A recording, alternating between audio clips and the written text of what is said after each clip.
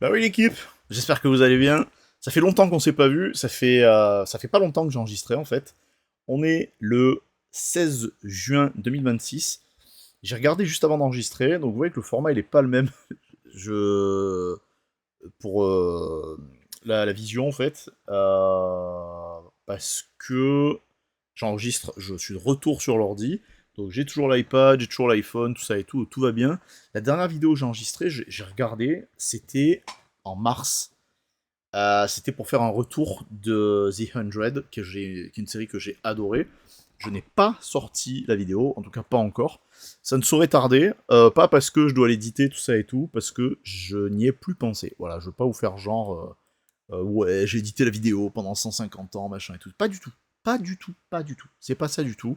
J'ai oublié, voilà, et puis après j'ai pas eu le temps. Je vais pas vous cacher que j'ai pas eu le temps du tout parce que je suis accaparé par les cartes et j'en ai des milliards à trier, donc c'est complicado. J'espère que vous allez bien, j'espère que depuis le temps, des choses ont pu avancer pour vous. Et putain, mais c'est même pas centré ce truc. Attends, hop, est-ce que là, c'est un peu mieux là, non? Voilà, j'ai les points en plus. Bam, voilà, comme ça, c'est centré. Donc comme d'hab, hein, c'est pas fait à l'arrache, mais c'est fait directement comme ça parce que c'est important. Je suis très heureux de venir ici pour parler un peu, beaucoup probablement. J'ai plein de trucs en tête. J'ai plein de trucs en tête. Je suis très content parce qu'il y a plein de choses nouvelles qui se passent, qui se sont passées. C'est rassurant pour plein de choses différentes. C'est rassurant pour moi et pour ce que je choisis de faire pour ma vie. Vous savez que ça revient de loin. Je reviens de loin et c'est pas une mince affaire que d'arriver à faire en sorte que les choses puissent. C'est pas forcément tourner en votre faveur, mais aille dans une direction que vous n'auriez peut-être pas espéré. Quand j'étais plus jeune, j'aspirais à avoir la retraite à 40 ans. Bon, pas en France. Voilà, enfin, c'était pas possible que ça se passe en France, un délire pareil. Vous n'êtes pas dupes, hein, vous êtes en France, la majorité vous êtes en France quand vous regardez ça. Donc vous savez très bien que c'est absolument pas possible. Mais j'ai toujours bossé en fait, j'ai toujours été un bosseur. Et c'est vrai que il y a une piqûre, une blessure narcissique. Il y a une appétence différente quand vous n'êtes pas maître à 100% de ce que, en fait, de l'avenir de ce que vous êtes censé faire. On n'est pas, on n'est pas en dictature apparente en tout cas. Bon, pour moi oui, hein, mais bon ça me regarde, hein, ça c'est mon problème. Et le truc c'est qu'en fait je me disais putain c'est dingue, on a parlé de plein de choses, en tout cas moi ici j'ai parlé de plein de choses, et vous savez très bien pourquoi je fais ça. C'est très égoïste en fait, donc comme tout ce qui devrait se passer dans la vie, dans vos vies de manière générale, ce que vous devez faire c'est pour vous. Moi je fais les vidéos parce que je me dis peut-être que un jour il y a l'un d'entre vous qui tombera dessus et qui se dira ah putain Seb il m'avait dit ça, c'est déjà arrivé, des trucs que je ne me rappelle pas avoir dit, mais c'était pour le fait de passer du temps et que c'était la ressource la plus importante que vous ayez, pardon, que vous puissiez avoir sur cette planète. Et c'est vrai que il fallait prendre le temps de ne pas perdre le temps à passer du temps avec des gens qui apportent rien dans vos vies, quoi, en fait. Où vous savez, donc je pense qu'on en a déjà parlé de ça, mais où vous avez des gens qui sont dans vos vies, qui n'ont jamais rien apporté de positif dans vos vies. Je dis pas que il faut forcément apporter du positif, apporter du négatif, machin, c'est pas ça. Je suis pas dans l'excès de positivisme, parce que ça c'est d'une toxicité absolue, donc je me rendais compte de ça quand je faisais l'accompagnement à la personne et que j'étais en massage. C'est vrai que c'était le genre de truc où les gens disaient ah putain mais Seb, t'es tellement toujours positif et tout. Non non, justement, c'est qu'en fait en public, il y a une image à donner, et en même temps, il faut quand même pas occulter le fait que bah, les choses, elles sont ce qu'elles sont, et que malheureusement, on n'a pas la prise sur tout. Chose que j'avais oubliée du coup en 2020, pendant El Famoso grippe de mort, là, et donc qui te fait moi, ça m'a pas fait vaciller, vous le savez, ça a bouleversé complètement ma vie, et la perspective que j'avais pour celle-ci. Et quand j'ai commencé, donc un tout petit peu en amont cette vidéo, j'étais parti pour vous dire, justement, moi j'avais tout prévu pour pouvoir prendre ma retraite à 40 ans, histoire de profiter de la douceur de la vie. Je me suis levé l'âme comme un damné quand je bossais avec mon père, en fait, tout simplement, quand on était ensemble, hein, et quand on bossait tous les deux. Et c'est vrai que c'était... Voilà, merci. Et c'est vrai que c'était challengeant. Ceux qui connaissent mon père, vous savez que c'est un homme agréable, c'est quelqu'un que j'admire beaucoup, que j'aime énormément. Mais au niveau du travail, c'est compliqué. Il a toujours été très très compliqué parce que c'est une époque différente aussi. Je peux pas juger ça en fait à l'aune d'aujourd'hui, mais à l'aune d'aujourd'hui où je vais avoir 42 piges bientôt et euh, et en fait j'ai forcément ce retour-là où je me dis ah putain, moi je sais plus, j'ai commencé à travailler avec mon père quand il avait 45, 46, je crois, quelque chose comme ça. 45-46 ans, donc en fait, je suis très proche de ce que mon père a, a pu être comme personne quand j'ai commencé à travailler avec lui. Il me semble, hein, je ne veux pas vous dire de conneries, mais il me semble que c'est ça. Et putain, c'est vrai, je me dis, oh Seb, en fait, moi bon, je suis toujours dans l'air du temps, donc les gens qui me fréquentent, vous le savez, les gens qui sont au paradis en l'occurrence, vous le savez, mais même si vous me fréquentez, si on s'est fréquenté à un moment donné en dehors, je suis toujours très au fait de ce qui se passe de manière globale, mais je suis aussi au fait de... En fait, je suis pas dupe de ce qui se passe dans le monde, c'est plutôt ça en fait. Et du coup, je ne suis pas ignorant des méthodes marketing, des méthodes commerciales, tout ça et tout. Et putain, ça, c'était une calamité avec mon père, parce que c'est vrai que il avait la main mise sur tout ça, et pour moi, c'était un frein, en fait, c'est fou. Et quand mais c'est terrible hein, de dire ça, parce qu'en fait, ça a été émancipateur pour beaucoup de choses, le fait de bosser avec mon père. C'était un régal en plus, donc je peux quand même pas cracher dans la soupe. Mais c'était un frein parce que c'était la vision à l'ancienne du commerce, c'était pointer tous les jours, être là à pas d'heure. Vous allez me dire, oh, mais Seb, c'est un peu ce que tu fais aussi au paradis. Mais là, c'est différent, parce qu'en fait, alors, c'est différent. Tu sais, j'essaie de m'acheter une bonne conscience en disant, ouais, c'est différent, c'est pas la même chose. Non, non, c'est différent parce que euh, le paradis, c'est une entreprise qui est en phase de lancement. Donc, vous le savez, en France, la phase de lancement, je dis en France parce que majoritairement, dans beaucoup de pays du monde, c'est pas ça. C'est-à-dire que si vous faites votre première année, votre deuxième année, majoritairement, il n'y a pas de raison, il n'y a pas de risque que ce soit pas, que vous puissiez ne pas performer sur un terme plus long. On est en France, le changement de régime politique, pas de régime, mais le changement de parti politique qui passe en tête du pouvoir pour la République, c'est compliqué. Pas pour la France, hein, encore une fois, vous le savez. Pour la République, c'est compliqué parce qu'en fait, ça rajoute des poids au niveau de ce que vous pourriez faire au niveau de vos entreprises, parce que bah, c'est les PME en fait qui sont fracassées le plus à l'aune du du clientélisme financier pour les gens qui bossent pas. Et donc du coup, vous vous retrouvez en fait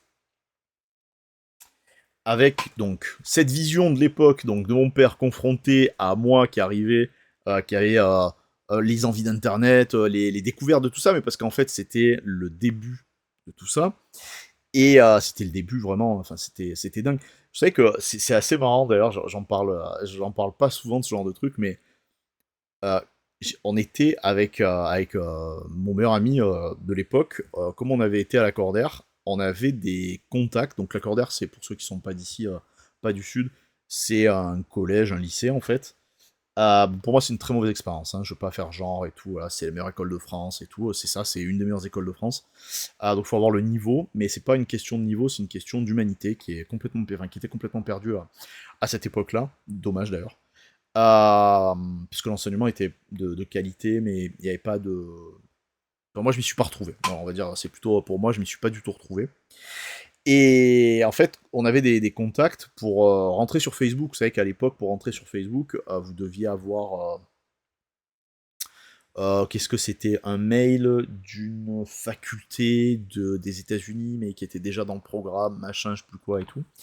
Et nous, on avait du coup, on avait des potes, enfin lui, il avait des potes qui étaient partis là-bas, et en fait, tu pouvais, ça fonctionnait par une chaîne bouclée, en fait, une chaîne fermée, où pour pouvoir y avoir droit, il fallait que tu sois un des maillons de la chaîne. Donc en fait, il fallait que tu connaisses, pardon, quelqu'un qui soit un des maillons de la chaîne, qui t'envoie le mail, que tu acceptes pour pouvoir te dire ah bah c'est cool, je fais partie de ce cercle privé. Donc ça a marché du feu de Dieu, en fait. Il y avait des gens, putain, attends, hop, voilà. Il y avait des gens à plus savoir qu'en faire qui voulaient être sur ce truc-là. Et donc c'est vrai que quand t'as cet avantage-là, bah moi en fait je me suis servi de ça pour pouvoir faire, je m'étais servi de ça à l'époque pour pouvoir faire un compte euh, pour l'entreprise de mon père, donc c'était les grossistes en produits de coiffure. Je dis pas le nom, mais enfin c'était les grossistes en produits de coiffure. Et c'est ouf parce que on était, je pense, en vrai, une des seules entreprises de France à avoir. Je le dis comme ça parce que, en fait, c'était avant que Facebook propose les pages. Et maintenant, tout le monde a une page, puis bon, la majorité des gens maintenant sont bifurqués sur Insta, et ceux qui n'ont pas bifurqué sur Insta, ils sont donc sur Facebook, mais ils ont leur compte Facebook, et certains sont un peu plus malins et utilisent les pages Facebook. D'ailleurs, je pense que c'est très intéressant, et il va falloir que je me replonge un peu là-dedans, parce que j'ai vu quelques patterns, je pense, qui peuvent être sympas, au même titre que YouTube, ou alors il faut vraiment que je me remette à 100% à ne faire que du YouTube, parce que c'est la longue traîne, et je viendrai à ça peut-être en continuité de cette vidéo, dans un peu plus loin dans cette vidéo, ou dans d'autres vidéos, parce que vraiment, enfin, ce que j'ai vu il y a des années en arrière, je me dis putain, c'est dommage que j'ai pas pu le mettre en application, parce que je vois des choses qui sont où il y a moyen de faire une acquisition forte. Mais bon, bref. Et du coup, c'est vrai que donc j'avais fait ce truc-là de compte Facebook de l'entreprise, et je le proposais sur la carte de visite, et je le proposais sur le site internet de l'époque. Donc je sais pas si vous imaginez, mais je vous parle de ça en 2000. Donc attends, moi c'était, je commençais à travailler avec mon père en 2002. Soit Facebook c'est 2007, 6 ou 7 je crois que ça doit être. Et c'est dingue parce que tu sais, t'avais des marques, donc genre, tu sais, des boîtes comme Microsoft, ou comme Apple, ou comme Coca-Cola surtout, qui avaient pas du tout leur page, enfin ça n'existait pas tout simplement, donc ils ne l'avaient pas. Et t'avais le Coopers de Marseille qui avait donc son compte, donc pas une page, mais son compte. Et je tabassais de fou dessus, parce qu'en fait, euh, en fait, on avait réaménagé une salle où il y avait putain, je me rappelle, c'était tous les casques de coiffure, les bacs, tout ça et tout. Et c'était une pièce attenante au bureau de mon père. Et je lui avais dit, putain, mais y a pas de vrai, viens, on fait juste, je prends le bureau, bah, ce bureau-là, sur lequel, putain, c'est ouf, sur lequel il y a l'ordi, sur lequel je suis en train de vous filmer ça avec la cam qui est là et tout, c'est incroyable.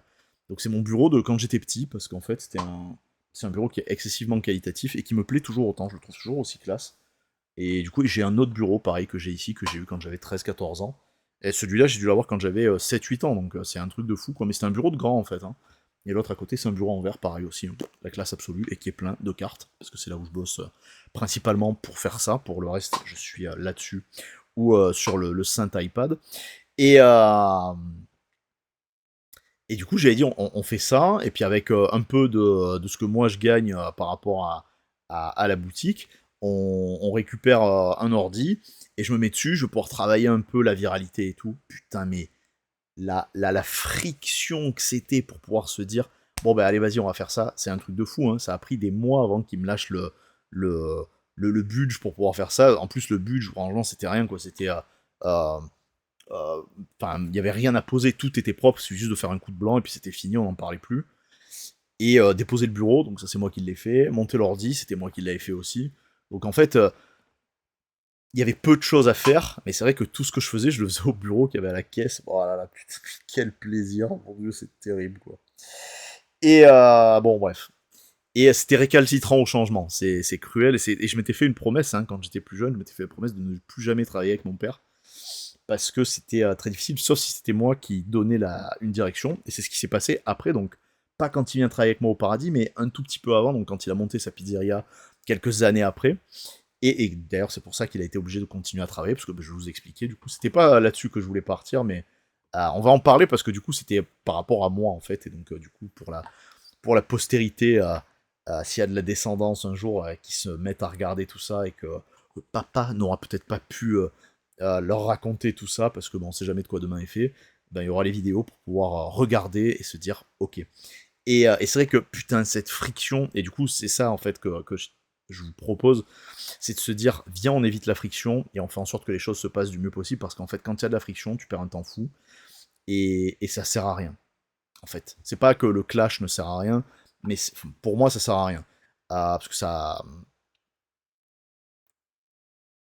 bloque. Mais c'est pas le terme, ça contraint. Ça contrit les choses entre elles. Et c'est même pas une question de fluidification ou quoi. C'est vraiment un truc qui te bloque, en fait, ça te permet pas de t'émanciper.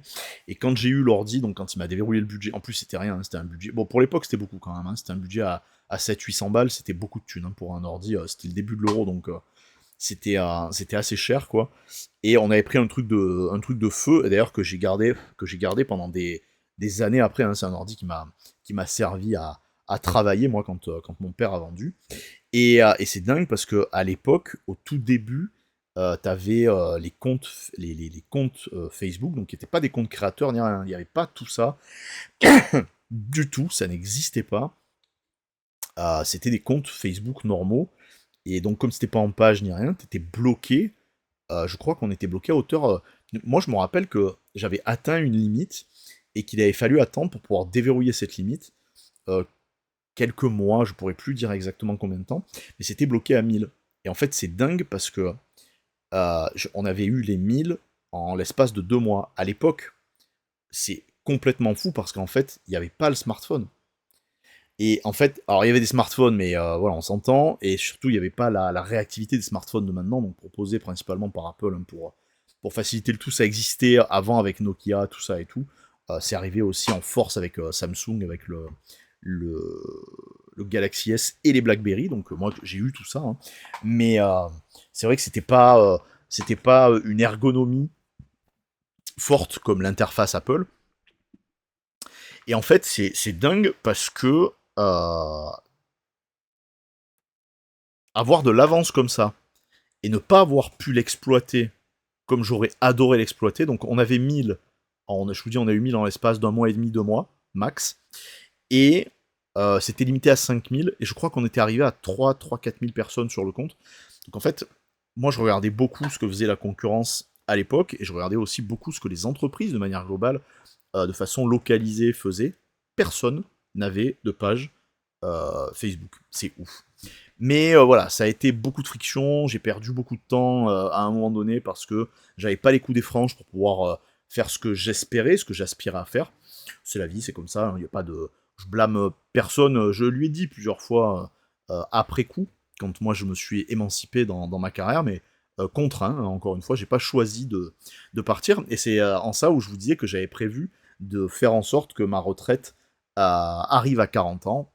2 ans sont passés au-delà des 40 ans, et malheureusement, je ne suis pas à la retraite. Alors il y a plein de gens qui me disent non mais qu'est-ce que vous allez faire Sébastien après, mais Seb, qu'est-ce que tu vas faire après? C'est des conneries la retraite. Mais attendez, le monde est vaste, il y a plein de choses, il y a plein de choses à voir, il y a plein de gens il y a plein de gens qui ont de la culture à vous partager, j'ai envie de les voir en vrai, j'ai envie d'apprendre des trucs. Et bon, je suis parti, et je suis revenu. Et quand je suis revenu avec très peu de choses. Malheureusement, alors ça, si c'est mes gosses qui regardent ça un jour, tu demanderas à ta mère, elle t'expliquera. Ah, ça me fume, putain. Et, euh, et ouais, c'était donc en milieu de vingtaine, donc parti et revenu. Et quand je suis revenu ici, là, dans cette pièce, je savais plus. J'étais perdu, et c'est ouf parce qu'en fait, j'ai eu cette prise de conscience là il y a pas bien longtemps là, donc quand je suis retourné à la salle, parce que oui, ça y est, tout s'est mis en place pour que je fasse la démarche moi. Donc j'ai payé l'abonnement pendant 1 an à blanc, donc c'était vraiment une flagellation. À blanc, mais voilà, j'y étais, quand je vous dis, il y a quelques temps en arrière, je crois même que j'ai menti, j'ai dit que j'avais été une vingtaine, une trentaine de fois l'année dernière, mais pas du tout. Si j'y étais 10 fois, c'est peut-être le bout du monde. Donc sur la phase 2025, alors que je sais pertinemment que c'est quelque chose qui me fait du bien, vous le savez en plus, avoir à l'intérieur ça boue tout le temps, si je fais pas ça, je vais flinguer quelqu'un, donc du coup, plutôt que d'éviter, plutôt que de faire ça, on va éviter. La salle de sport, ça me fait du bien, puis on verra peut-être à la rentrée de septembre, là, 2026, il y aura peut-être un petit truc qui va se déclencher là, pour aller faire un sport de combat ou un art martial, enfin quelque chose qui me manque en fait dans ma vie, parce que j'en ai fait longtemps, et c'est quelque chose qui me ça me manque en fait. Donc du coup voilà. Là en plus j'ai pris le coach pour pouvoir être bien coaché, histoire d'être bien cadré, de ne pas avoir à me poser la question de qu'est-ce que je dois faire. Oui, parce que ça aussi c'est le genre de truc où les gens ils croient trop qu'ils sont en charge de tout. J'entends beaucoup ça, je vais être un peu piquant vis-à-vis des meufs là, mais on entend beaucoup ça du côté des meufs là qui elles s'émancipent tellement, elles font tout elles, machin et tout, mais c'est impossible en fait, c'est impossible. C'est impossible, et je vous le dis clairement et je vous le dis franchement, c'est impossible parce que quand tu essaies de tout faire, moi je suis comme ça, j'ai tendance à vouloir essayer de tout faire. Si tu lâches pas à un moment donné, tu lâches différemment et c'est pas bon. Ce qu'il faut, c'est arriver à se dire, bon, bah voilà, il y a des trucs que je vais déléguer. Et donc, en fait, je vais déléguer telle partie, je vais déléguer telle autre partie, etc., etc. Et donc là, du coup, je délègue la phase coaching à quelqu'un que je paye exprès pour qu'il puisse me faire le plan, le suivi, le programme, que ce soit lui qui me relance au niveau des messages, s'il y a besoin de savoir quelque chose, c'est moi qui vais m'entraîner, hein, qu'on s'entend, c'est pas lui qui va m'entraîner, en plus on va pas dans la même salle, on n'y va pas aux mêmes horaires non plus, donc du coup voilà, c'est tout vu, mais de temps en temps je vais quand même faire la démarche dont vous entendez, hein, c'est pas un effort, c'est une vraie démarche, de me dire, bah, voilà, je vais faire mon training un brin plus tard, mais pour pouvoir aller faire un training avec lui, histoire qu'il me recadre, qu'il me repositionne, qu'il essaie vraiment de m'aider à peaufiner tout ça, c'est le but. Et bref, donc j'ai été un peu plus loin là, et c'est vrai que moi j'avais tout un plan pour pouvoir amener les boutiques, enfin la boutique et les boutiques que moi j'espérais développer par la suite, donc maintenant qui sont des boutiques Bleu Libellule, donc vous connaissez hein, enfin qui étaient pardon les boutiques Bleu Libellule et les boutiques du coiffeur aussi maintenant, et c'est vrai que c'est le genre de truc que moi j'avais en tête, mais le problème c'est que comme j'avais pas les coups des franges pour pouvoir établir tout ça, j'avais le stock avec mon oncle, avec mon père, on avait tout ce qu'il fallait pour pouvoir faire ça, en plus en développant la partie esthétique, mais c'était pas possible parce que c'était pas moi qui décidais. Et je me suis dit, ça arrivera plus jamais. Quand mon père a vendu cette entreprise, en fait, il a très bien vendu d'ailleurs, tant mieux pour lui, il s'est dit, vas-y, je vais prendre un peu de temps, parce que c'est vrai que ça fait des années que je suis la tête dans le guidon, je rush en permanence, je ne lâche pas, et il avait dit une phrase à ma mère, c'est ouf, ma mère elle avait dit, mais putain tu te rends compte toutes les années qu'il a, entre guillemets, sacrifié, parce que c'était pas ce vers quoi je me dirigeais quand j'étais plus jeune, tu vas pas lui faire ça, qu'est-ce qu'il va faire? Et mon père il avait répondu, il trouvera de toute façon quelque chose à un moment donné. Et quand je me suis pris ça dans la tête, je me suis dit, ah le fumier, c'est ouf parce qu'en fait c'est empreint de sagesse aussi de, de se prendre ça comme phrase. Je me suis dit, putain, le fumier, avec tout ce que j'ai sacrifié pour ça, il vend, et je vous précise que je n'ai récupéré rien du tout. J'ai récupéré 0 €, 0 centimes, rien du tout sur tout ça. Donc en fait, je suis passé d'un niveau de vie pour partir à l'étranger, donc d'un niveau de vie normal, en dégageant tout. Quand il m'a dit je vends, je suis parti. Je me suis retrouvé sans rien en plus, donc du coup, au retour, sans rien. Et en fait, c'est ouf parce que. Donc il y avait un niveau. Et en fait, le niveau de vie, il a complètement chuté, mais de manière drastique. Hein. C'était vraiment du tout au tout. Et c'est ouf parce on dirait un entraînement. Vous connaissez ces théories d'antifragilité, tout ça et tout. On aurait dit un entraînement pour ce qui allait arriver dans ma vie quasiment 8 ans plus tard, en fait. C'est un truc de dingue. Et, euh, et j'avais tout mis en place justement pour pouvoir faire les boutiques, pour pouvoir proposer les franchises, proposer peut-être des secteurs de franchise, donc en master franchise, tout ça et tout, parce que ça me faisait rêver, vraiment c'était des choses qui me faisaient rêver, et j'ai jamais pu faire ça, et mon but c'était justement de proposer ça, puis de vendre, comme ça moi j'aurais été pas à la tête d'un empire, c'était pas mon but c'est pas d'être à la tête d'un empire, mon but c'est d'avoir suffisamment d'argent pour pouvoir me retirer, parce que j'aurais pas de retraite, hein, je suis pas dupe non plus du tout de ça, je sais pertinemment que j'aurai jamais de retraite, parce que bah voilà j'ai pas été salarié pendant des années, je travaillais avec mon père, mais avec une fiche de paye, mais pas la fiche de paye escomptée, même si je gagnais bien ma vie, mais c'était pas la fiche de paye escomptée. Et puis après, voilà, donc après cet épisode-là, j'ai essayé de monter mon entreprise, mais en France, t'as jamais assez d'argent pour pouvoir faire ça, parce que il fallait faire les micro-entreprises. Comment c'était euh, J'avais fait l'ADIE, A-D-I-E, c'est un acronyme.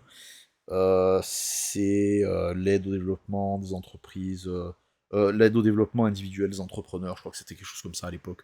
Ça a dû changer, et c'était une association qui vous permettait d'accéder au microcrédit, parce qu'en fait, si vous avez pas de thunes, on va vous proposer ça à un moment donné dans les phases d'accompagnement. Moi, quand je suis arrivé à l'époque au Pôle emploi, j'aurais dit les gars, en fait, vous me rémunérez pas, donc ce que vous allez me proposer, ça m'intéresse pas le droit au chômage, pas le droit au RSA, déjà à l'époque, ça c'est une dinguerie, vraiment, c'est un truc de fou. Avec tout ce que j'ai payé pendant des années, tout ce que mon père a payé, ma mère aussi a payé pendant des années, tu dis, mais putain, t'as des gens comme ça qui ont jamais profité, palpé cette thune-là, et ça devrait être pour tout le monde en fait. Pas du tout. Mais bon, c'est la vie, c'est comme ça. Et en fait, ce qu'il y a de dingue, enfin, c'est la vie. C'est pas la vie, c'est pas comme ça. Hein. C'est vraiment. Là, c'est le côté fataliste, en fait, de dire, bah ouais, mais toute cette thune, si je l'avais gardée pour moi, ça aurait été quand même bien mieux, quoi. C'est pas le cas. Et j'avais fait donc, les jeunes créateurs d'entreprise, c'est ça. Et donc, je devais avoir, du coup, 26 ou 27 ans, parce que je crois à l'époque, ça s'arrêtait à 28, peut-être 30 à tout péter. Et j'avais fait ça, et j'avais eu 2 projets, d'ailleurs, que j'avais proposés. Et c'est assez dingue parce que ces 2 projets, c'était 2 projets qui étaient complètement, enfin qui étaient vraiment aux antipodes l'un de l'autre, mais les deux avaient été validés. J'avais présenté les deux projets, les deux avaient été validés, et c'est dingue parce que je crois qu'il s'appelait Raphaël, le gars, et un amour. Oui, c'est ça. Hein. Et le projet principal, c'était de monter une marque de cosmétiques pour les salles de sport. Donc avant qu'il y ait Fitness Park, avant qu'il y ait Basic Fit, avant qu'il y ait tous ces trucs-là. Enfin avant, ou au moment où ça arrivait, à peu près à ce moment-là, parce qu'en fait, bah, justement, la nana avec laquelle j'étais à cette époque, enfin, au sortir de ce moment-là, du coup, donc plus à cette époque, euh, elle était à fond là-dedans, et ben du coup, moi, c'est pas que j'étais pas à fond, c'est vrai que j'avais moins de temps pour faire du sport, je marchais, je courais un peu, mais c'était pas, voilà, enfin, j'étais pas un féru de la salle ou quoi, j'avais pas le temps, vraiment, honnêtement, c'est vrai que je faisais avec mon père, je crois qu'on faisait je sais pas, je crois qu'on devait faire 80 heures par semaine, un truc comme ça, donc c'était complicado. Et donc pareil, ça c'est des choses là où je me tue là sur le paradis pendant 1 an, 2 ans, 3 ans. Après, je vais lever le pied parce qu'en fait, il faut qu'il y ait des choses qui se mettent en place, des mécanismes nouveaux en fait qui se mettent en place. On peut pas rester sous tension, aussi bien Jimmy de son côté que moi du mien d'ailleurs. On peut pas rester, enfin moi en tout cas, je veux pas rester en tension comme ça en permanence. On prendra le temps, on trouvera le temps de faire différemment, de faire mieux. Là, je fais beaucoup mieux, vous voyez, depuis 2-3 mois, parce que je ne bosse plus, entre guillemets, le lundi et le mardi. Donc là, oui, mais c'était que pour sliver, donc du coup, voilà, pas de stress au niveau du prix et tout. Et je rentabilise mon temps, et surtout, je crédibilise l'ensemble de mon temps passé au paradis à 100% pour pouvoir faire en sorte que mon temps soit utilisé de la bonne manière pour faire le pricing, parce que c'est vrai que quand je commence à faire le pricing ici, j'ai la tête qui explose. Donc je fais beaucoup de tri ici, mais pas de. Il y a encore beaucoup de tri. Et du coup, c'est vrai que donc j'avais présenté ces projets-là. 2 projets. Le premier, c'était donc créer une marque de cosmétiques pour les centres de bien-être. Et c'est ouf, parce qu'en fait, ça va suivre ce que je vais avoir comme carrière par la suite. Pour les centres de bien-être et les salles de sport. Donc ça, c'est complètement dingue, parce qu'en plus, vraiment, j'avais trouvé une marque qui me faisait des produits exactement comme je voulais et tout. J'ai encore c'est là-dedans. C'est ouf, c'est dans un carnet qui est juste là. J'ai encore tous les fournisseurs et tout. Faudrait que je regarde si ça existe toujours. J'avais des Italiens, j'avais des Espagnols, et je crois que j'avais un Portugais aussi. J'avais 2 Espagnols, euh, 2 Italiens, 3 Espagnols, un Portugais. Et donc qui permettait de proposer ça. Pas de français parce qu'évidemment le coût du travail en France c'était déjà à l'époque tellement cher que pour la future entreprise que j'espérais monter c'était absolument pas possible, à mon grand regret hein, d'ailleurs. Vraiment c'était pour moi c'était une tannée hein, de ne pas pouvoir faire bosser les gens en France, de pouvoir faire bosser les entreprises en fait en France. Et j'avais présenté ça, et l'autre truc c'était avec je vais pas dire son prénom, mais en fait, de toute façon, je peux dire son prénom parce qu'on se fréquente pas, donc Jean-Christophe, donc qui était un jeune homme, donc beaucoup plus jeune que moi, qui était passionné de jeux vidéo, qui avait un projet, en fait, qui était complètement fou. Je sais plus ce que c'était son projet, mais nous, on avait bossé sur le fait de proposer une convention, donc ça, c'est ouf, parce que c'était les balbutiements de la Japan Expo, entre autres, et de toutes les autres conventions, il n'y avait pas tout ça, quoi, en fait. Et c'était donc une convention de jeux vidéo, et il m'a dit, ouais, mais te rends compte, à Marseille, faire ça, c'est impossible. J'ai dit, mais toi, c'est toi qui te rends pas compte, parce que Marseille, c'est euh, la ville portuaire du pays le plus riche de Méditerranée, donc en fait ça nous donnait un rayonnement international, donc avant qu'il y ait le printemps arabe, avant qu'il y ait bon voilà toutes les déstabilisations qu'il y a en pourtour est méditerranéen, donc dommage d'ailleurs, parce que vraiment ça aurait été vraiment super. Et on avait présenté ça, et dans ce truc-là, il nous avait donné vraiment pas mal de contacts pour qu'on puisse travailler là-dessus. C'était un projet à 2 ans, donc c'était sympa, mais il a vite abandonné, donc du coup, bah, moi, solo, je me sentais pas de faire ça, parce que j'étais vraiment parti sur le développement de ma marque de cosmétiques. Et patatras, le projet n'a jamais pu aboutir, parce que, en fait, c'est encore une fois, c'est toujours le même problème dans ce pays, en fait, c'est que moi j'avais de l'argent de côté, mais j'en avais pas assez. J'avais pas 30 euros de côté, hein, j'avais de la thune de côté sur 5 chiffres, mais j'avais au minimum 5 chiffres de côté, quoi. Et en fait, avec les banques, parce qu'en fait cet organisme-là, donc l'ADI, fait office de relais bancaire pour vous proposer le microcrédit, il faut quand même de l'apport et des garants. Et moi, je les avais pas, ces garants, parce qu'en fait, comme mon père avait vendu et il n'avait plus de rentrée mensuelle, enfin régulière, pardon, et que ma mère, elle était en phase de fin de boulot, de fin de carrière, il n'y avait pas forcément les mêmes revenus non plus. Bon, elle bossait de fou, mais il n'y avait pas forcément les mêmes revenus. Et du coup, c'est vrai que c'était, pour moi, c'était un crève-cœur, en fait, de ne pas pouvoir proposer ce projet, parce que j'y crois encore, hein, c'est un truc de ouf, c'est quelque chose que j'ai toujours en tête. Je pense que, enfin après je vais pas me dire que je le ferai jamais, mais j'ai l'impression que c'est un projet que je ferai jamais, parce qu'on passe à autre chose. Vous savez comment la vie nous bouligue, on est des poupées de chiffon en fait pour la vie. Elle me fait, ah tiens, c'est marrant, tiens, tu vas essayer ça. Bam, t'es là, tu dis, mais qu'est-ce que c'est que cette histoire? Et je m'étais fait couper les cheveux à l'époque, parce que tout ça, donc là vous dites, attends, mais il passe du coq à l'âne, qu'est-ce qu'il nous raconte, Seb, t'as craqué? Je m'étais fait couper les cheveux à l'époque, parce qu'en fait, tout ça, j'avais vu que ça menait à rien, et je m'étais dit, je vais postuler à la RTM. Donc pour ceux qui sont pas sur Marseille, pareil, la RTM, c'est les transports en commun ici. J'avais postulé, bon voilà, j'avais postulé avec un piston, mais un piston mort, donc du coup, bon. Et puis c'était très bien, parce que je voulais pas faire ça, et j'avais eu un autre piston pour bosser donc à l'hôpital Clerval, chose que j'ai faite. Euh, C'était à chier, quoi. Et là, pour moi, ça a été vraiment un... Tout à l'heure, j'ai utilisé, enfin tout à l'heure, là, à l'instant, j'ai utilisé le mot crève-cœur. Là, c'était pas un crève-cœur, c'était vraiment un échec. C'est ouf, c'était un échec absolu, parce que je... Et je me suis rendu compte après coup que c'était hyper important que j'ai eu ça dans ma vie. Mais vraiment, en fait, je m'en rends compte même encore aujourd'hui, quoi. Mais c'était un échec, parce que moi je voulais pas être salarié, ça m'intéresse pas en fait. Le salariat pour moi c'est la forme de soumission absolue. Je sais qu'il y a plein de gens un peu chelous là, qui sont très connus, qui utilisent ce terme-là. Moi c'est pas mon cas, je pense ce que je pense. Mais pour le principe, c'est vrai que la... Comment on peut dire, le côté... Putain, mais j'aurais pu faire ça depuis le début, je suis trop un con, c'est un truc de fou.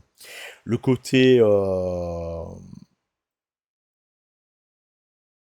fournir toute la capacité de travail que tu peux avoir, toi, au profit de quelqu'un que tu connais pas qui va s'enrichir, parce que majoritairement, quand vous bossez dans des entreprises assez conséquentes, donc là, moi, à l'époque, c'était le groupe Generali. Là, je crois que maintenant, enfin, ça c'est passé à Ramsey après, enfin, c'est des gros groupes de hospitaliers. Et c'est vrai que j'étais là-dedans, et je savais pas ce que je faisais. En fait, j'ai fait ce que j'avais à faire, donc euh, j'étais responsable du dispositif médical de bloc. J'étais dans une cave de 600 mètres carrés, c'est ce que ça veut dire en fait, hein. Responsable du dispositif médical de bloc. J'étais magasinier, grosso modo. Enfin, aide magasinier. Parce que j'avais la paye, j'avais une paye de chinois encore. Euh, c'est dingue, putain, quand je pense à ça, je me dis, putain, mais ce temps perdu à faire ça. Et là, il y a 2 jours, là, j'étais en train de marcher, il n'y a pas 2 jours. Hier matin, j'étais en train de marcher. Et j'étais en train de faire les pas, là, pour vider la tête, voilà, pour vider la tête, remplir les jambes et être au taquet. Et je me disais, putain, mais tout ce temps passé, en fait, qui n'a pas été du temps perdu. Je pense pas avoir perdu de temps dans la vie. J'ai toujours dit oui à des choses qui semblaient un peu incongrues, ubuesques même pour certains. Mais il y a quand même ce, ce truc de, j'ai lâché 2, 3 trucs que j'avais pas forcément envie de lâcher. Le premier, c'est le dessin, vous le savez, voilà, c'est mes études. Et en fait, je me dis le premier et le deuxième. Le deuxième, c'est le taekwondo, et je regrette de fou parce que je regarde et ça me plaît toujours. Je regarde beaucoup de vidéos sur des gens, des mecs et des meufs qui font des arts martiaux et tout, et je me dis putain, ça me manque de niquer, mais vraiment, c'est de fou, ça me manque de fou.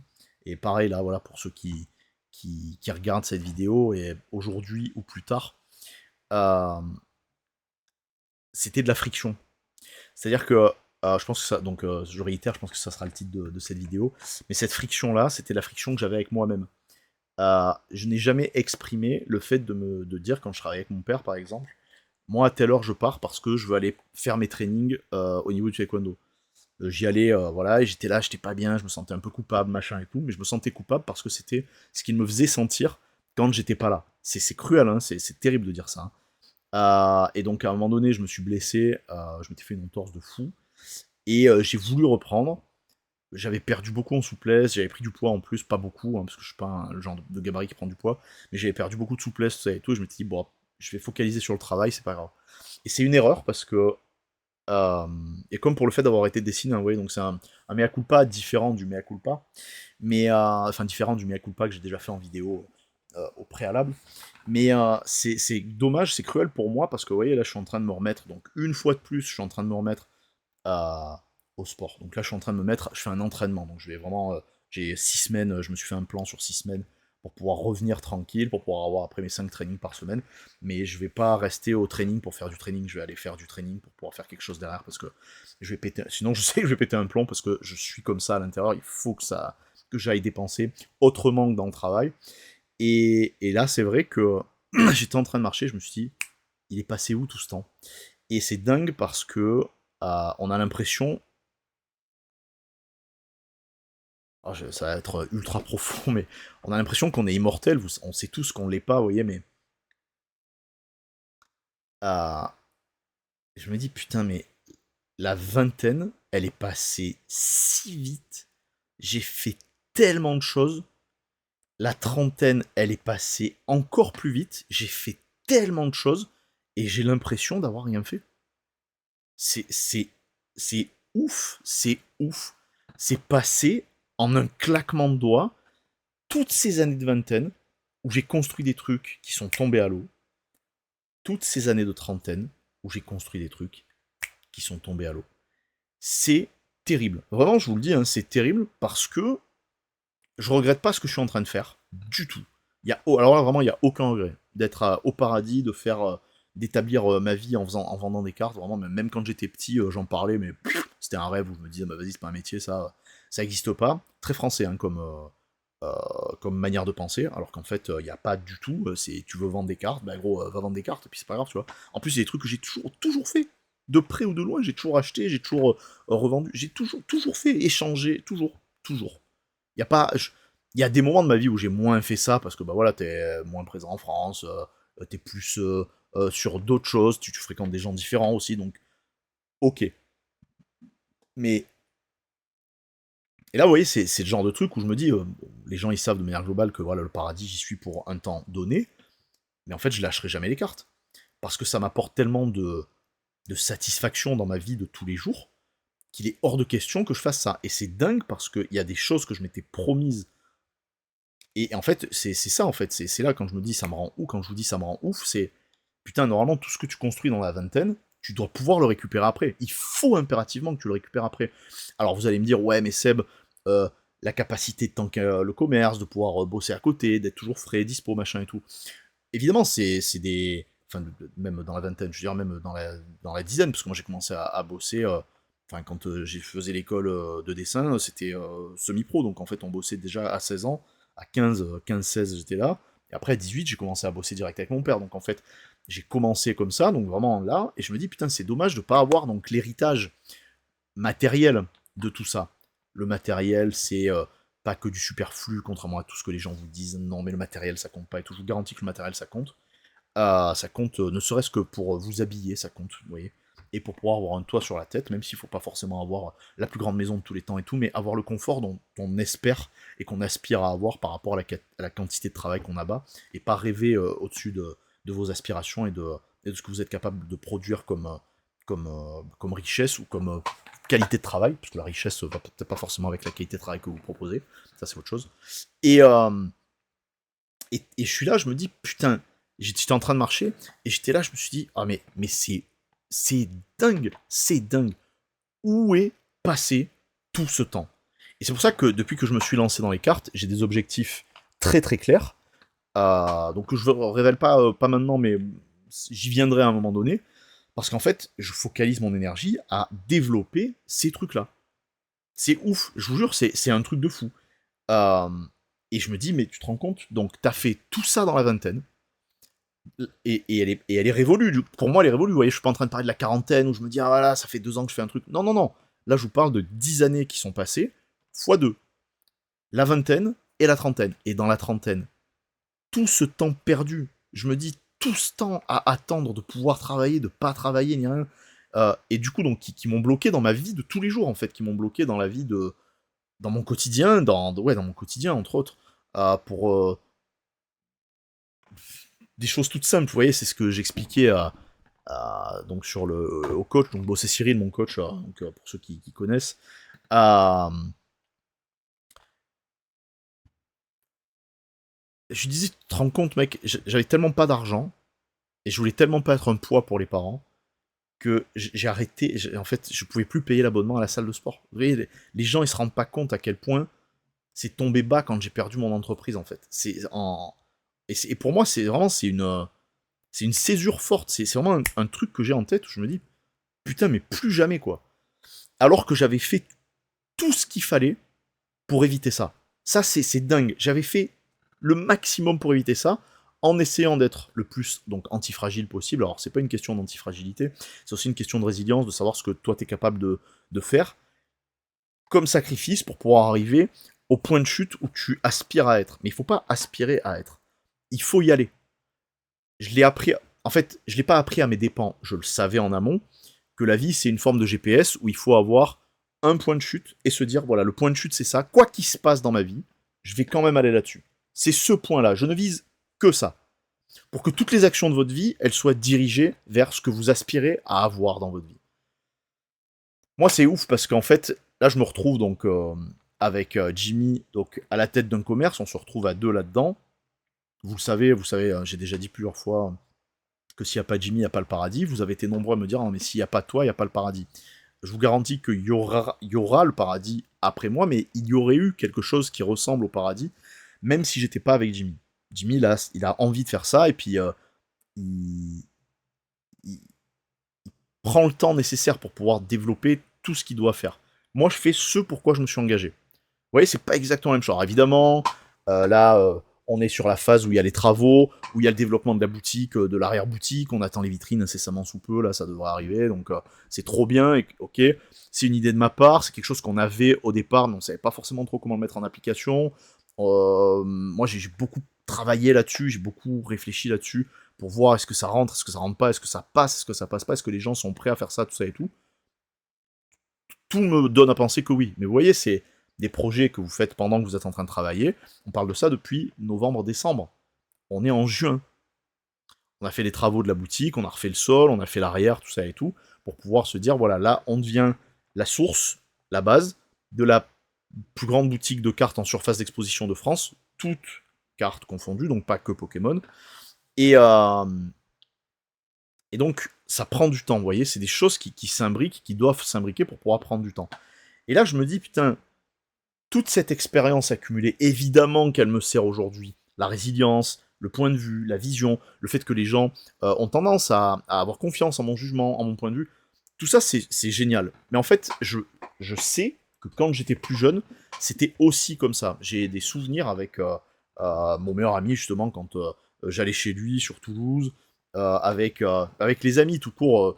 Il m'appelait souvent le chaman, tout ça et tout, parce qu'en fait, j'avais cette vision forcément que les autres n'ont pas, ou je sais pas, ce côté peut-être rassurant, où les gens ils aiment bien venir me parler et tout. Et c'est vrai que c'est ce que j'ai exploité, donc quand je l'ai compris, donc il a fallu du temps, parce qu'une vie d'homme, ça se fait pas en un claquement de doigts comme la majorité des féministes de mort de maintenant pensent, et dire ah non mais nous aussi girl power, je fais attends mais girl power, casse-toi, c'est girl power pour ce que vous faites, mais après le reste, laissez-nous faire malgré tout, parce que pas pour tout, pas surtout, c'est pas une question de pas être une femme forte, machin, tout ça et tout, c'est d'autres considérations. On y viendra peut-être un jour là-dessus aussi, ça m'intéresse de fou ces sujets. Et, euh, et c'était ça, dans une vie d'homme, c'était putain, mais il n'y a pas tout qui te tombe tout droit requis dans le bec en fait. Faut aller se battre en permanence pour pouvoir aller chercher ce qu'il y a à chercher. Et en fait, il faut accepter de se prendre des revers et des torgnoles de l'enfer pour pouvoir se dire bon, bah, je pensais que avec tout ce que j'avais fait, ça allait payer, qu'il allait y avoir du levier. Il n'y a aucun levier. Je repars à zéro. Alors, vous repartez jamais vraiment à zéro. Vous repartez avec le cursus, le background, tout ce que vous avez emmagasiné dans votre sac à dos, qu'il ne faut pas oublier. Mais vous êtes quand même là avec votre petit sac, vous vous dites putain, comment je vais refaire pour recommencer quelque chose. En fait, comment il faut faire? Ben, il suffit de faire. Pour commencer quelque chose, il suffit de se lancer, de pas avoir peur. Et c'est pas peur, vous, de dire oh mon dieu, j'ai peur de me lancer. Si vous avez peur de vous lancer, vous le faites pas. Vous faites ce que vous sentez que vous avez à faire. Mais peur du jugement et du regard de l'autre. Vous les emmerdez. Vous vous en battez les couilles du regard de l'autre. Là, vous voyez, je regarde vraiment la caméra exprès. Le regard de l'autre ne compte pas. Il n'existe pas. Il n'y a aucune valeur ajoutée au regard des autres. Il n'y a pas d'impact sur ce que les autres pensent qu'ils ont à dire sur votre vie. Si vous pensez que les autres ont ce pouvoir sur vous, c'est que vous donnez tout ce que vous avez dans votre vie comme pouvoir aux autres en permanence. Ne faites pas ça par pitié. Je vous en supplie, ne donnez pas votre pouvoir aux autres. Soyez quelqu'un d'intègre. Soyez influent pour vous et les gens qui vous entourent. Soyez honnête. Soyez franc et surtout, par pitié, faites ce que vous avez à faire pour vous et ne vous souciez pas de ce que les autres vont faire et vont dire. C'est le principal pour que vous puissiez être heureux dans ce que vous avez à faire pour vous et surtout pour ne pas échouer. Vous n'échouez jamais. Quand il y a une forme d'échec, vous le prenez comme tel et vous regardez ça en vous disant que tout ce que vous faites est une réussite. Je vous dis pas ça ici pour que ça soit du wishful thinking de merde en vous disant ouais, on va vous laver le cerveau avec cette méthode révolutionnaire. Pas du tout. Absolument pas. Moi, tout ce que je récupère d'expérience pro, avec donc la qualité de conseil que je suis capable d'apporter maintenant, avec le détail que je suis capable d'apporter maintenant et tout, c'est parce que je n'ai pas de problème à me dire j'ai mal pensé. À l'époque où je suis dans 29 Wellness, je fais par avocat un papier à la personne avec laquelle je veux m'associer, qui n'a pas les moyens de se lancer à l'intérieur de cette association. Je lui fais un papier où je m'engage à lui vendre les parts de mon père, donc qui étaient à hauteur de 30 ou 40%, c'était 30%, au prix d'entrée, quelle que soit la valeur de l'entreprise. Quand on s'est séparés, ça a été très rapide parce qu'en fait, ce qu'elle faisait comme travail, ça correspondait pas du tout avec ce qu'elle garantissait qu'elle apportait comme résultat, ni comme travail. Il y a eu un peu de tension et je lui avais demandé à savoir si elle pensait qu'elle pouvait améliorer tout ça et tout. Et les personnes avec lesquelles on bossait à côté, donc qui étaient des freelances, ils étaient très surpris de voir que la réputation qu'elle avait ne correspondait pas du tout à ce qu'elle amenait dans l'entreprise. Et c'était dingue parce qu'en fait, c'était ces gens-là qui étaient beaucoup plus engagés qu'elle n'a pu l'être. Je l'ai nommée une fois, je la renommerai plus dans une des vidéos précédentes que vous pouvez trouver, je pense, sur YouTube, parce qu'il n'y a pas de strike, donc normalement vous pouvez trouver ça. Et c'est assez fou parce que quand elle m'a dit on part, de toute façon, j'ai jamais cru la phrase c'est ouf, hein, j'ai jamais cru au fait que tu allais me vendre les parts par association. Je dis, mais on a un papier, quoi. Enfin, moi, j'ai le papier. Déjà, je m'engage. J'ai pas besoin de papier pour m'engager. Mais les gens, ils ont besoin de ça. D'autant plus en France, ils ont besoin toujours de s'engager et tout. De s'engager par papier. Moi, je fais tout comme ça au moins, c'est plus facile. Et au moins, on n'en parle plus. Je me pose pas de questions, tu vois. Et en fait, elle est partie. Elle m'a fait une pub de merde. Alors bon, elle m'a fait une pub, hein, mais elle m'a fait une pub de merde. Et tout ce qu'elle a pu dire de toxique, de néfaste et tout, ça surprenait les gens qui me connaissaient. Ça surprenait les gens avec lesquels je bossais. Ça surprenait les gens qui travaillaient euh, euh, dans la tour. Ça surprenait les gens qui venaient en tant que clients. Ça a surpris tout le monde. Et c'est dingue parce qu'en fait, c'était un biais de confirmation, du coup, quand elle est partie de ce qu'elle était, de ce que j'avais pas forcément perçu au préalable, et de ce que je me suis rendu compte sur le long terme qu'elle était. Et c'est ouf parce que, du coup, moi, ça m'a renvoyé un miroir où je me suis dit, ah bah tu vois, donc perclus de certitude, j'étais persuadé qu'il y aurait aucun problème parce que pendant des années, on a bossé ensemble, à distance, certes, mais on avait bossé ensemble. Bilan catastrophique, alors, moi, j'ai fait en sorte avec les gens avec lesquels on bossait, de faire en sorte que l'entreprise ne périclite pas, qu'on puisse continuer à progresser, qu'on avance même d'ailleurs. Ça a été le cas. Et quand ça s'est arrivé, et qu'on a été obligé de fermer, c'est vrai que ça a été un brise-cœur en fait, un crève-cœur. Et le fait de vouloir arrêter à 40 ans, c'était pas le fait de me dire oh putain, j'ai pas envie de travailler, je suis un flemmard et tout. Je pense que tous les gens qui me connaissent savent très bien que j'ai une tendance flemmarde. J'ai une tendance, je suis pas passif, mais j'ai plutôt tendance à laisser aller les choses en fait. C'est pas forcément de la passivité, mais c'est pas, je suis un, c'est pas de la fainéantise, mais c'est qu'en fait, je suis plutôt celui qui va aller chercher le fait de faire le plus rapidement possible parce que j'ai pas forcément envie de me prendre la tête à faire pendant longtemps. Vous voyez. Pas forcément quitte à faire par d'autres. Hein. C'est moi, j'ai confiance en ce que je fais. Euh, et c'est vrai que là, la retraite à 40, elle est loin du coup parce qu'elle est passée. Et je me dis, si je continue à faire tout ce que je fais là, convenablement, peut-être qu'elle sera là à 50. Et de la manière dont je l'espère. Donc c'est ça aussi qu'il faut avoir en tête et en vision. C'est pas pour tirer au flanc.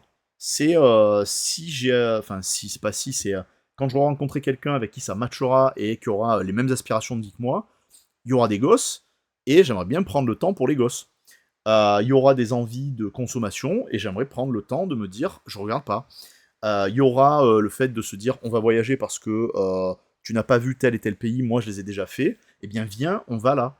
Vous voyez, ça c'est le genre de truc, c'est pour ça que je vous dis prendre la retraite, c'est aussi euh, pour gagner du temps en fait, pour gagner du temps de vie parce que je me dis, tout ce temps qui est passé ces 20 dernières années, le fait de n'avoir rien de matériellement construit, c'est un frein maintenant, c'est ouf. Et donc c'est pour ça, ne faites pas ces erreurs. Moi, j'ai pas eu de... Je regrette pas en fait. Je voyais je suis pas propriétaire d'un appart, je regrette pas du tout. Je suis pas propriétaire d'une maison pareille ou d'un terrain, je regrette pas du tout. C'est pas ça du tout. Mais il y a quand même ce truc de, enfin c'est pas mais, et il y a quand même ce truc de, où sont ces gens qui ont véhiculé, euh, qui ont véhiculé des choses dans ma vie en fait. Où sont ces femmes, où sont ces hommes, ces femmes en amour, ces hommes en amitié et tout. C'est un miroir aussi, encore une fois, tendu de ce que vous êtes avec le temps, donc de ce que je suis à titre personnel pour cette vidéo, avec le temps. Et c'est vrai que c'est un peu... c'est regrettable. Vous voyez, parce qu'en fait, c'est plein de petites choses mises bout à bout qui dessinent une galaxie. Vous savez, c'est comme les dessins là, des enfants, là, où il y a les carnets des enfants, où il y a le numéro 1, 2, 3, où tu relis, ça fait un dessin à la fin. Et je suis là, des fois, je me dis, putain, mais où sont tous ces gens? C'est ouf, ça. Où sont-ils, tous ces gens? Où est tout ce temps? Sans regret, bien sûr. Moi, je regrette rien du tout. J'ai eu de l'amertume, et l'amertume, elle vient de passer il y a 1 mois et demi ou 2 mois en arrière, quand on m'a envoyé un message pour me demander comment ça allait. Et c'est là où on voit aussi la différence entre les hommes et les femmes. C'est assez dingue. Je vous raconte un truc, et après j'arrête cette vidéo. Qu'est-ce qui me fait un déclencheur pour aller à la salle d'un coup? Le déclencheur pour aller à la salle d'un coup, je l'ai depuis des années. J'avais pas l'argent, donc je pouvais pas y aller. Là, ça fait 2 semaines et demie que voilà, je me suis remis. Et je sais exactement où je vais avec ça. Je sais ce que je veux. Je sais, je vais travailler un physique particulier, mais je vais aller travailler ce physique pour pouvoir aller faire aussi autre chose à côté. Donc c'est ce que je vous disais enfin, un peu plus tôt dans cette vidéo. Et je reçois un message. Et moi, je reçois les messages et je réponds. Il n'y a personne à qui je réponds pas. Et surtout, je bloque personne. Et là, en fait, je me suis dit, c'est bon, dorénavant, je bloque et j'efface les photos. Ça, c'est des choses que je ne faisais pas avant. Et c'est des choses que je fais maintenant, parce que je vais faire maintenant, que je m'engage avec moi-même à faire maintenant, parce que c'est trop dur, en fait. Je reçois un message, donc, de la dernière nana avec laquelle j'ai été, donc vous savez très bien, j'ai jamais eu de parole mauvaise ni méchante envers elle. Et elle avait pris un rituel de m'appeler une fois par an, grosso modo, depuis 2023. Et moi, je réponds toujours. Je suis passé à autre chose, et je me suis rendu compte qu'en fait, j'étais pas vraiment passé à autre chose. C'est dingue, hein, quand même, d'avoir ce truc-là, cette friction. Euh, et et c'est fou parce que c'est quelque chose en fait, c'est moi, hein, c'est par rapport à moi. C'est quelque chose c'est pas la première fois que ça se passe comme ça dans ma vie, en fait. Euh, elle a, elle me parle de plein de choses, elle me demande comment ça se passe, elle est très heureuse pour moi, machin, tout ça et tout. Je ne doute absolument pas que ce soit vrai. Parce que elle est toujours aussi délicate, elle est toujours aussi gentille, elle est toujours aussi agréable. On fait cet appel, et à la fin de cet appel, elle me dit, j'aimerais te demander un truc, mais je sais pas comment tu vas réagir, tout ça et tout. Tu sais, après, il y a qu'une seule façon de savoir comment je vais réagir, bah, c'est de proposer, quoi, tu vois. Et elle me dit, et c'est là, vous allez voir, hein, quand je dis qu'il y a une vraie distinction, une différenciation, pardon, entre les hommes et les femmes, c'est que j'en ai parlé IRL, donc en vrai, aussi bien à des femmes qu'à des hommes, et en fait, on réagit pas du tout de la même manière. C'est un truc de dingue. Donc c'est pas un biais de confirmation par rapport aux gens que je fréquente et tout, c'est pas du tout ça. Parce que sinon, bah, il y a. En fait, j'ai des femmes qui pensent comme des hommes, mais la majorité des femmes, elles pensent comme elle, elle m'a agi, et qui trouvent ça plutôt mignon et gentil. Pas moi, hein, du coup, je préfère être honnête. Elle me dit, euh, j'en ai parlé avec mon copain, et tenez-vous, hein, c'est un truc de fou. Nous, on va se marier en 2028. Je sais pas, Mazel Tov, tu vois, enfin, félicitations. Et j'aimerais bien que tu viennes à mon mariage. Mais, et moi, je suis dans ma tête, je dis, mais pourquoi, en fait? Ah, et c'est dingue parce que là, ça vraiment, pour le coup, ça m'a blessé. Elle l'a pas, je pense pas qu'elle l'ait fait pour ça. Peut-être que je suis trop un bisounours encore. Et ça m'a blessé de fou parce que je me suis dit, putain, mais tu te rends compte le niveau d'irrespect. Et là, je sais qu'il va y avoir des meufs qui vont regarder la vidéo, je sais qui va regarder en plus. Et il va y avoir des mecs. Je sais aussi que vous êtes nombreux à regarder ce genre de trucs, que vous aimez bien. Et là, vous allez vous dire, mais putain, mais Seb, t'as trop raison. Qu'est-ce que t'as dit? Et ben en fait, il m'est monté une boule de bowling dans le ventre, mais un truc de fou. Mais genre une putain de truc, j'étais là, je me suis dit, mais qu'est-ce que c'est cette histoire? Parce que, bon, vous savez, je suis insensible, enfin voilà, je pense comme plein de gens normaux, entre autres. Et je me suis dit, mais elle se fout de la gueule de qui? J'ai tout donné. J'ai tout donné. J'ai respecté tout ce qu'il fallait respecter. J'avais des messages, des vocaux, des photos, des écrits, où elle me disait, tu te rends pas compte à quel point euh, tu respectes les gens, à quel point tu respectes les femmes. J'aime ta manière d'être présent, de ne jamais rien forcer, d'être toujours attentif, d'être à l'écoute. Je suis pas un forceur, dans tous les sens du terme. Euh, et je suis plutôt dans ma vie de tous les jours, pareil pour ceux qui me connaissent, je suis plutôt quelqu'un qui fait preuve de détachement en fait. Pas parce que je m'en fous, pas parce que je suis un je m'en foutiste, mais parce que s'accrocher, ça crée de la friction, et je sais que ça sert à rien. il faut s'accrocher pour les choses qui sont intéressantes et importantes, qui peuvent vous faire aller plus loin, qui peuvent vous permettre de vous émanciper. C'est très important. Et moi, c'est ce que je fais par exemple donc avec le paradis. Là, c'est ce que je sais que je suis en train de faire avec la salle. Vous voyez, donc c'est une pierre, puis une autre, et on aura une autre un peu plus loin, etc., etc. Mais c'est pas tout d'un coup, parce que malheureusement dans la vie, c'est ma mère qui me dit ça souvent. Elle me dit, tu sais, on peut pas tout avoir d'un coup. Tu peux pas. Sinon, tu perds certaines autres choses en fait. Et donc du coup, bah, effectivement, ça reste un mouvement permanent. Et c'est dingue parce qu'en fait, quand elle me dit ça, je me dis, mais attends, mais elle se fout de ma gueule ou quoi? Ce qui se passe dans ma tête, c'est tout ce qu'on s'était promis, tu vas aller le faire avec quelqu'un d'autre. Et c'est comme si tu me prenais la tête là et que tu allais me la mettre dans ma merde et dire, tu vois, tout ce à côté de quoi tu vas passer, c'est ça. Et en fait, je me suis senti, c'est dingue, pas respecté. C'est fou parce que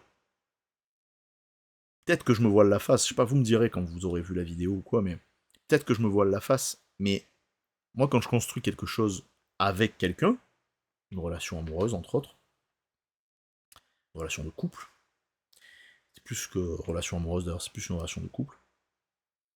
Quand tu construis avec quelqu'un, c'est pas pour te faire drop dead comme si t'avais jamais existé, et que 3 ans après on te dise est-ce que tu veux venir à mon mariage? Alors que on se fréquente pas. Elle est pas ici, ils sont pas sur place, ces gens-là. Il n'y a pas de. Il n'y a pas d'anicroche spécifique, enfin, il n'y a rien, quoi, en fait. Il y a zéro. Il n'y a pas zéro contact, mais il y a un contact par an. Enfin, moi, les gens avec un contact par an, c'est pas des gens que je fréquente, quoi, en fait. Les gens que je fréquente, c'est les gens qui sont présents dans ma vie mensuellement. On va être assez sympa, de manière mensuelle. Si c'est hebdomadaire, c'est encore mieux. Si c'est journalier, c'est encore mieux, mais mensuellement. Et là, tu me balances un truc comme ça, je me dis, mais de qui se moque-t-on? Et en fait, ça a été un déclencheur, et je me suis dit, donc ça, c'est assez ouf. Donc, on est le 16 juin 2026. J'ai des trucs en tête depuis un long moment. La salle, ça m'a permis d'expier, de commencer à expier. J'ai pas fini d'expier, mais de commencer à expier certaines choses. Et c'est dingue parce que hier matin, j'ai tout effacé. Tout effacé. Et je me suis dit, là, c'est terminé. Dorénavant, il y aura du blocage. Dorénavant, il y aura des stories qui sont mises en sourdine. Dorénavant, il va y avoir des gens qui vont dégager. Parce que je n'accepte pas ce manque de respect, alors que j'ai pas l'impression d'être un sale type. J'ai l'impression d'être quelqu'un qui est intègre. Je manque de respect apparemment à personne. En tout cas, si c'est le cas, en tout cas, c'est pas volontaire. Je respecte les gens, je parle pas sur les gens non plus. Je parle sur les projets des gens. Petite dédicace. Euh, mais ça, vous voyez, c'est pour moi le déclencheur. C'est ouf, il faut que j'arrive à 40 piges passer pour me dire ça, mais parce qu'en fait, ça a toujours glissé sur moi ce genre de truc. Et là, peut-être parce que c'est le temps qui est passé pour moi, j'en sais rien, je sais pas quoi vous dire. Je me suis dit, la putain de toi, qu'est-ce qui se passe? Ça marche pas comme ça. La vie, ça marche pas comme ça. Tu m'invites pas à ton mariage, alors que tout ce, que, tout ce qui était présent, c'était dédié vers quelque chose qu'on était censé faire ensemble. Et au nom de cacarinette dans la tête, alors je suis désolé, mais parce que là, pour le coup, c'était vraiment ça. Euh, non, soudainement, plus rien.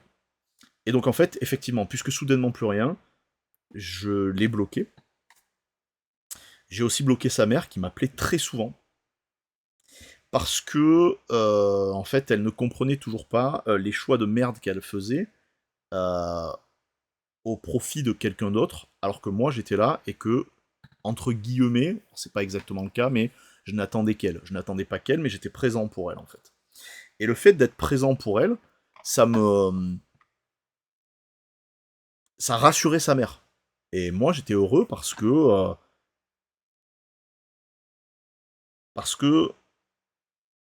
je proposais quelque chose dans cette relation qu'elle avait jamais rencontré. C'est ouf. Et je me suis rendu compte que c'était absolument pas ce dont moi j'avais besoin après coup, à long terme. C'est dingue, hein. Donc c'était un bien fondé au bout du compte.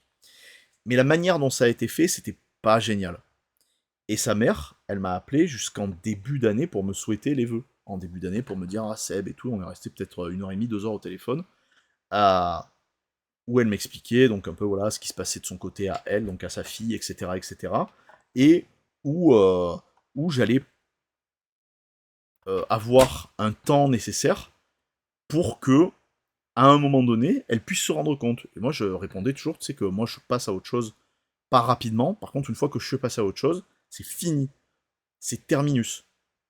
Et là, c'est dingue parce qu'en fait, je me prends ça en revers et je me dis, mais comment c'est possible qu'il y ait des gens qui pensent que d'autres gens peuvent être assez crédules pour se déplacer comme ça, quoi, en fait. Ça marche pas comme ça, la vie. Ça marche pas comme ça, la vie. Moi, j'ai pas de... je sais pas comment ça se passe. J'ai vu beaucoup de trucs. Alors, c'est marrant parce qu'évidemment, j'en ai parlé à haute voix, donc forcément, dans le téléphone, il y a eu des phases d'algorithmiques qui ont été proposées de cette manière. Euh, Moi, j'ai pas de... J'ai pas une ex qui est une amie. J'ai pas tout ça, existe pas pour moi, ça. J'ai pas ça. J'ai pas de... bon, déjà, en plus, il y a pas d'amis autour, donc du coup, forcément, c'est comme ça, vous voyez, parce que la vie est compliquée, enfin, les gens font que la vie est compliquée. C'est pour ça, si vous pouvez vous permettre aussi... Donc, pareil, si vous pouvez vous permettre d'être un ami pour quelqu'un, faites-le. Faites-le. Et faites-le, engagez-vous vraiment. Que les gens qui vous appellent sachent que vous allez répondre. Certains ne répondront pas, mais que vous êtes présent. Donc c'est même pas être un ami pour quelqu'un, c'est ce que je vous disais un petit peu au préalable. Soyez intègre. Soyez intègre. C'est hyper important. Euh, et de la morale, avec la foi qui va avec cette morale, parce que sinon ça sert à rien. Et là, je me dis, putain, c'est ouf, parce que il y en a, ils se rendent pas compte que les actions qu'ils engagent, elles engendrent des répercussions qui vont tellement plus loin que le simple fait de faire une proposition enfantine, en voyant pas plus loin que le bout de son nez, je me dis c'est abusé. Et c'est ouf parce que ça définit encore plus ce que je sais que je ne veux pas dans une relation, mais ça définit naturellement ce qui va venir pour moi. C'est dingue, c'est vraiment dingue en fait. Et sur ça, j'ai été... J'ai ressassé, c'est dingue hein, ce que je vais vous dire. J'ai ressassé, je crois, de février. C'est dur, hein. Faut pas ressasser non plus, mais il faut que ça passe à un moment donné. J'ai ressassé de février jusqu'à mi-avril. Mi-avril, j'ai commencé à supprimer les photos, parce que bon, en fait, le problème, c'est que dans le téléphone, j'ai 20 000 photos, donc c'est un peu compliqué. Et puis j'avais oublié comme un con qu'il y avait la localisation, donc je pouvais aller chercher les endroits spécifiques et tout, donc ça au moins, voilà, c'est fait. Ces endroits n'ont jamais existé dans ma vie, comme quoi c'est assez rigolo. Et bientôt, ils seront plus là non plus, donc comme ça, moi, c'est tout vu. Et, euh, et en fait, ça me fait même... Ça me fait même reconsidérer les souvenirs. C'est ouf. Ça me fait reconsidérer les souvenirs que j'ai, et donc que j'ai vécu, avec un enthousiasme certain, et où je me dis effectivement, ça n'était pas partagé.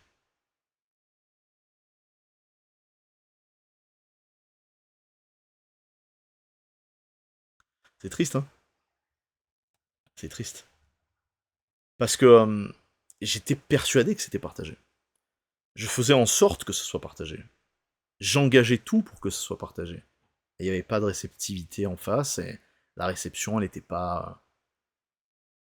Évidemment, elle n'était pas celle que moi j'attendais, mais je pense aussi qu'elle n'était pas capable de recevoir, parce que c'était pas ce qu'elle attendait. Alors que, quand je suis rentré dans sa vie, de manière à être présent comme il le fallait, donc comme un homme doit l'être, plus de drogue.